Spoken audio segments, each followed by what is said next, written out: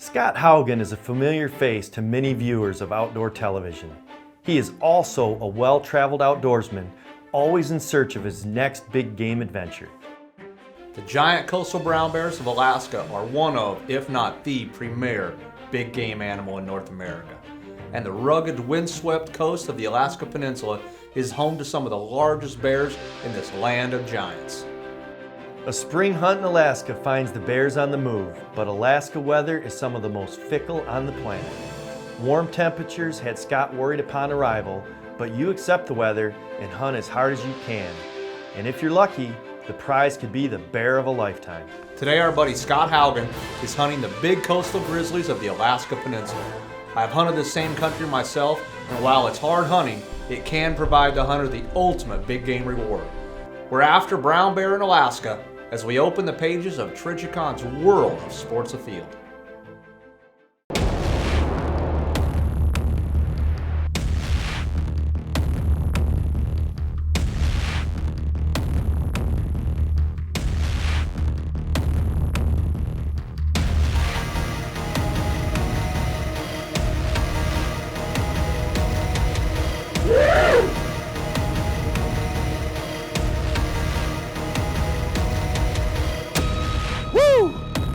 Oh my goodness, that is what I live for right there.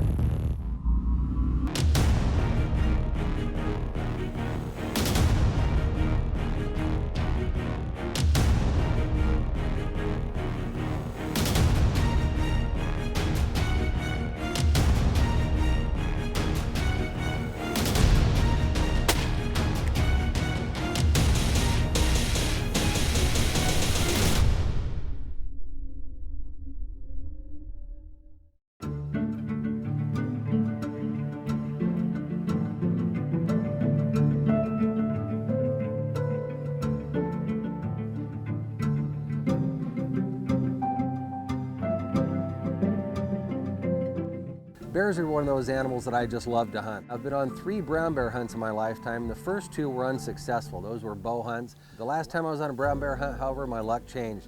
That was 4.5 years ago, and I was right here with Bruce Hollingstad, Basharoff Lodge, going right back out to where we're heading to this week. Now, getting to Alaska is not as difficult as a lot of people think. Reaching some of the remote bush places, that might be a little different story.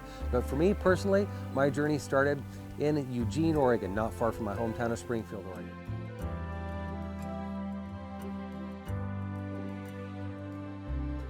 We hopped on a plane there, went up to Portland, took a 3-hour flight up to Anchorage, Alaska. That same afternoon, we flew to King Salmon, Alaska, and then caught a bush flight right into Bruce's main lodge right here in Igigik, Alaska.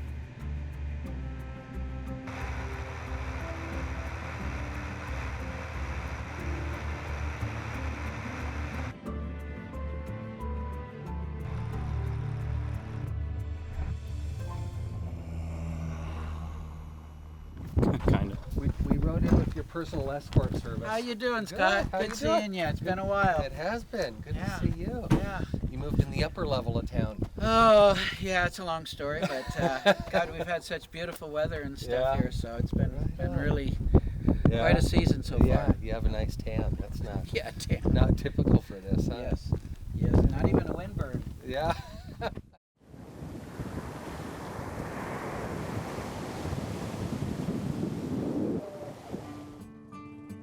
It's interesting to see all the people getting ready for the commercial fishing that's coming up here.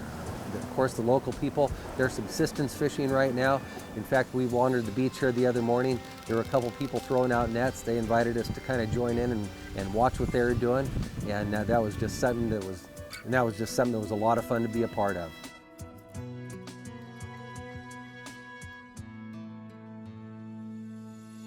I went back to look at some of the houses that I'd visited 4.5 years earlier, some houses that had been broken into by bears. I just wanted to see what had happened between the last time I was here and now, and it was pretty interesting. We're just making some rounds through the village today before we head out hunting tomorrow, see what has been going on here with the wildlife.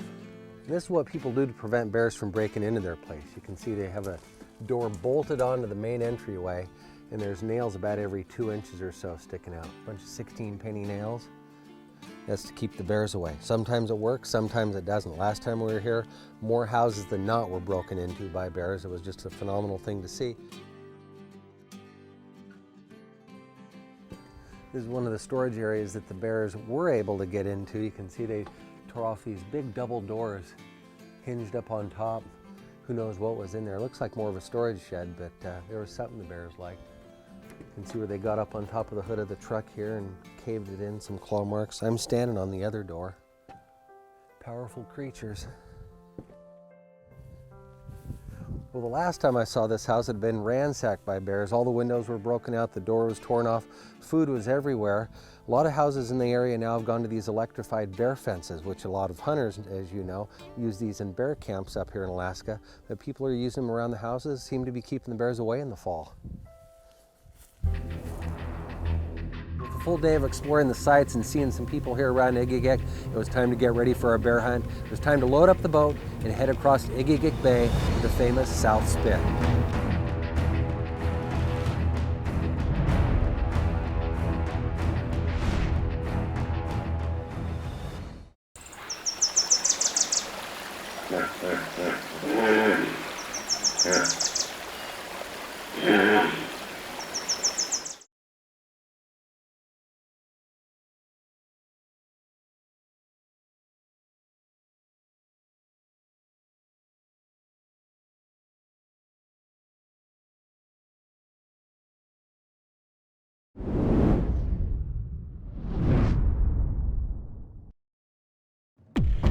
Coastal Alaska, especially hunting brown bear, can dish out some of the worst weather on the planet. You're going to have snow sometimes. You're always going to have rain. You're going to have rugged travel. You're going to be banging around in boats. You're going to be climbing mountains. All that is tough on your equipment. And if you have any flaw in your equipment, whether it's your boot selection, your rain gear, Alaska will find it and find it quickly. And the very same thing goes for your scope. Of course, it's easy enough to go to your gun dealer and say, I'd like to take a look at that scope. And if it's a Trijicon, you'll pull it out of the box. You'll instantly realize how clear the glass is. You'll see the tritium aiming point, which is the calling card of Trijicon. But really where the rubber meets the road is when you get that on your rifle and you land in coastal Alaska and you're able to withstand the rain, it'll withstand the fog, it'll withstand salt water, fresh water, constantly being wet. And when you have that one opportunity and that bear of your dreams finally shows up, you can be confident that you are going to be able to see it. You won't be fogged out. You have a product that can stand up to the very worst that Alaska can throw at it. You know, whether you like the tagline, Trijicon, Brilliant Aiming Solutions, I've come up with a new one. Maybe, how about Trijicon? It's Alaska proof.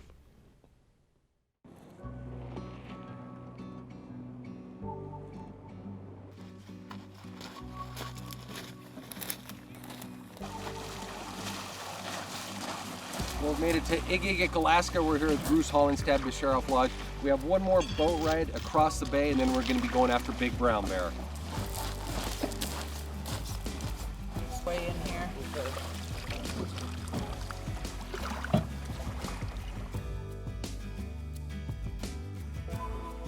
Do you see any bugs? Do you guys have any bugs where you are? No. Yeah, I saw Yeah. one, but it They were took swarming off. us. Yeah. So, Here we go. do you have any bugs where you are? No, they'll be gone really quick.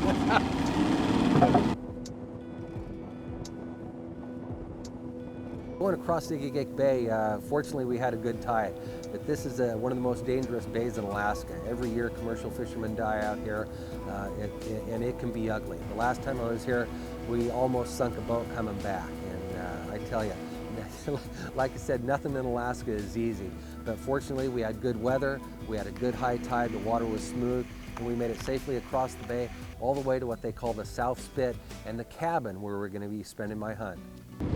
Well, we made it across. We have a good high tide today. We have the rig right here where we're going to offload everything and then drive to the cabin. So, looks like a beautiful day. Howdy. You're late! 5 minutes? George, he's just one of those guys that you want to have on your team. I've spent a lot of time in Alaska, and I'm not the best when it comes to mechanics and taking care of all that stuff. But George, he's one of those guys you can give him a spoon and duct tape and they'll make a boat and get you across the river somehow. No way. Those are emperor geese. You bird hunters out there know that those are one of the most prized birds in the world. Of course, you can't hunt them anymore, but this is one of the prime nesting grounds, and these things are just showing up. That's unbelievable.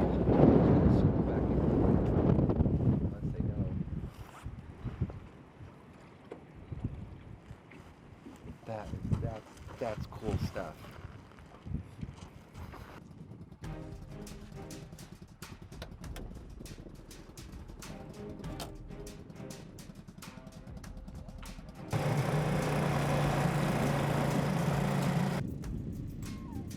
Bruce, George, and I headed south about 20-25 miles to get back up into the area where I was going to be spending the rest of my hunt.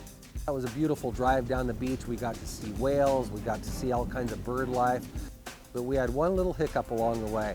There was a little river we had to cross. Unfortunately, it was low tide, but that river was moving so fast and the gravel was so fine. Bruce and I got halfway across that thing in the Rhino, and we bogged down and we could not move. We're trying to cross the river here, and gravel's a little bit soft, huh, Bruce? Maybe. So we brought the quads in. They're going to try to pull us out, but we got one quad stuck too.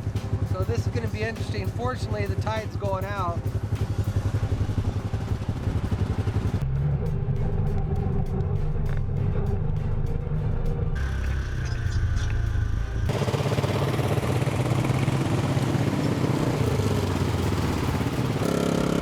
That's one reason why you always travel in groups here in Alaska. We're out in the middle of nowhere. One person, you'd have got stuck there, you'd have never got out of there. Fortunately, the tide was going out, but that gravel was just so soft. You want to surround yourself with people that know what they're doing. Prime example of why.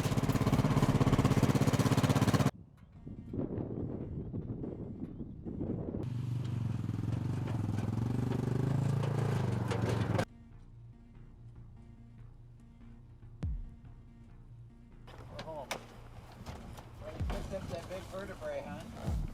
Yeah. I was gonna do that all week looking at it, so good deal. We made it. This is going to be home. A lot of memories here. We spent better part of a week here 4.5 years ago. Took a big brown bear out of here. A little bit different here this time. We're in the spring. I love hunting brown bear in the spring. Grass is short.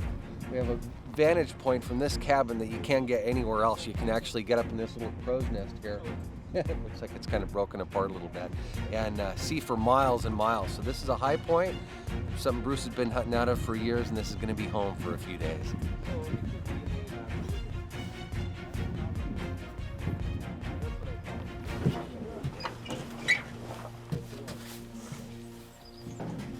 Oh wow, they fixed it up. There's no more holes. It used to be well ventilated. Being right on the ocean like this, it would get torn up by a pretty heavy storm, intense storm. But what this is, it's a camp, a cabin that was built by the locals, the indigenous people here that live across the Bay of Nigigan. And this is where they come to. Bruce leases this thing out to have hunting camp in. But here we have our stove. Oh man, I think we're using this one. Oh. And here it is, the room with the view. You can actually sleep right here. And this is where we're going to be spending quite a bit of time. The high point, the vantage point, this is where we're going to be glass, and this is where we spotted a bear 4.5 years ago. Made a move on it and got it. And Bruce over the years has taken a lot of big bears out of here, spotting them from this very location. You can see for miles in every direction.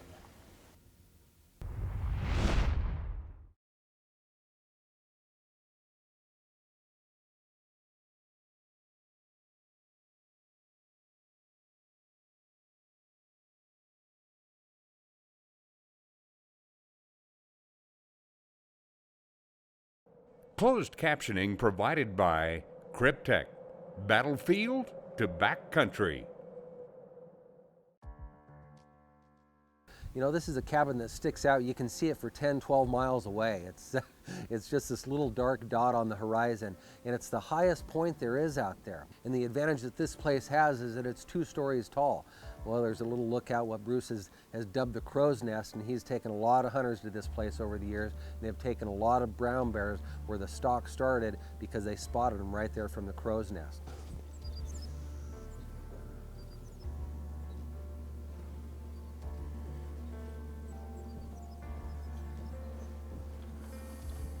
Well, this is pretty much the drill. We're just sitting up here in the Crow's Nest and trying to see what we can pick up out there. And right off the bat, no kidding, hasn't been 10 minutes and we already have a bear moving out there. He's a long ways though, huh, Bruce? Yeah, he's over a half mile, maybe pushing a mile. Yeah.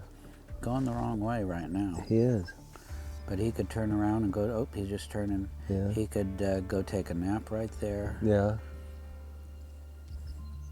So at this point, just wait him out, see if he beds down? Yep. There's nothing we can do. Yeah. Nothing we can do. He's going to no man's land, we call it. There's nothing, nothing out there till you hit the Pacific Ocean. Well, hopefully he'll lay down or just keep moving our direction. Just a waiting game. Yes. I hope he hurries. We only have 11 hours of daylight left. Yeah. Well, it does look like he's moving this way, so that's a good thing.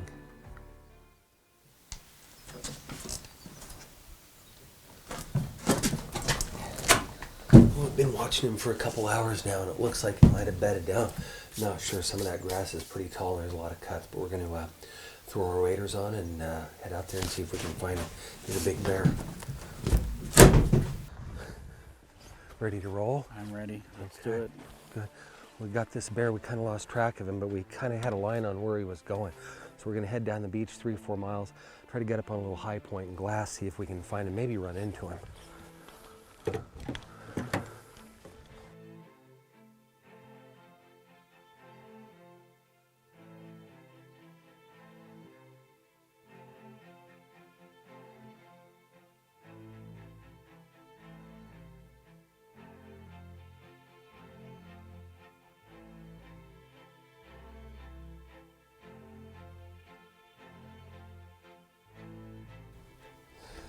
We've kind of reached a high point out here. Now we're just kind of looking to see if we can find where maybe he's moved across this ridge or maybe on the back side of it. We lost him, gosh, pretty close to a mile back this direction. The wind's kind of swirling around, so we don't really want to go in there right now. You know, on a hunt like this, you could hunt 10 days, maybe see one bear. We just lucked out and found one pretty quick here, so we don't want to get in a hurry and spook this thing. If there's a food source around here, this bear's going to keep coming back to it.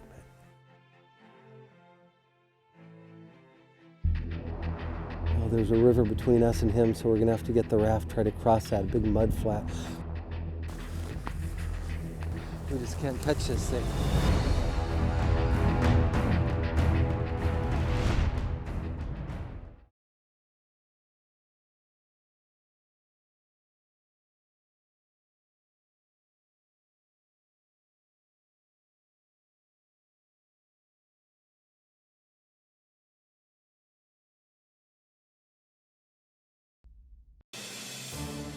Trijicon's World of Sports Afield has been presented by Trijicon, Brilliant Aiming Solutions, DSC, more than a club, a way of life. Ruger Firearms, the Wildlife Gallery, capturing your memories. Hornady, accurate, deadly, dependable. Sam Shooting Schools, because you only get one first shot. Leica Sport Optics, and by Boyd Harness Company.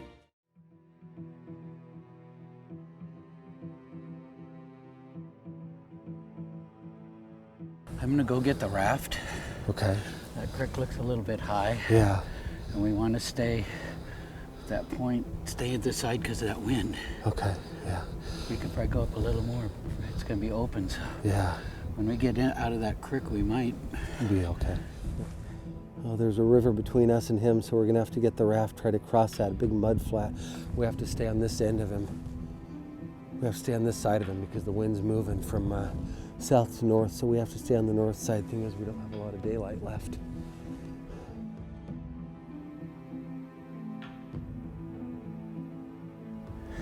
This will probably be the highest place we'll be. I mean, when we get to the main creek, we can move up in that a little bit. Okay. It's gonna be muddy. Yeah, we're used to that. Let's do it.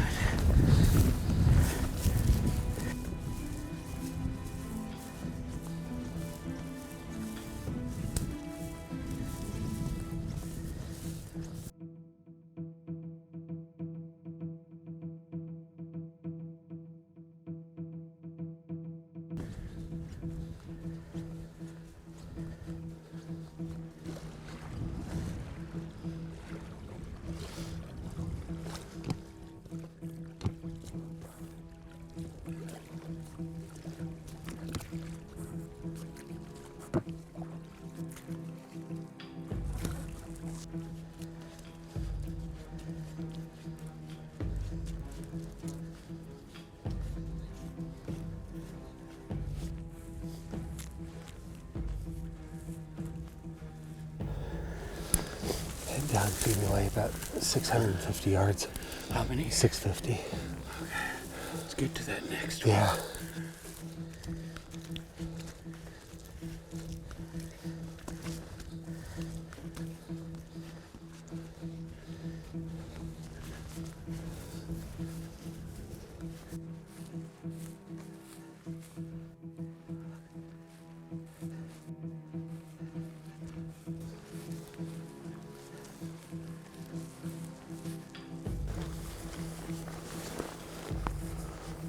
We just can't catch this thing.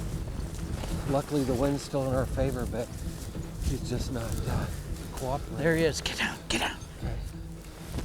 Gosh, he's still out there, isn't he? He was 305 yards. I knew right then that our chances were getting better.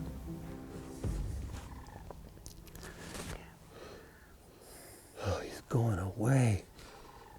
Bruce, take him in the spine. Take him in the back. Okay, here we go.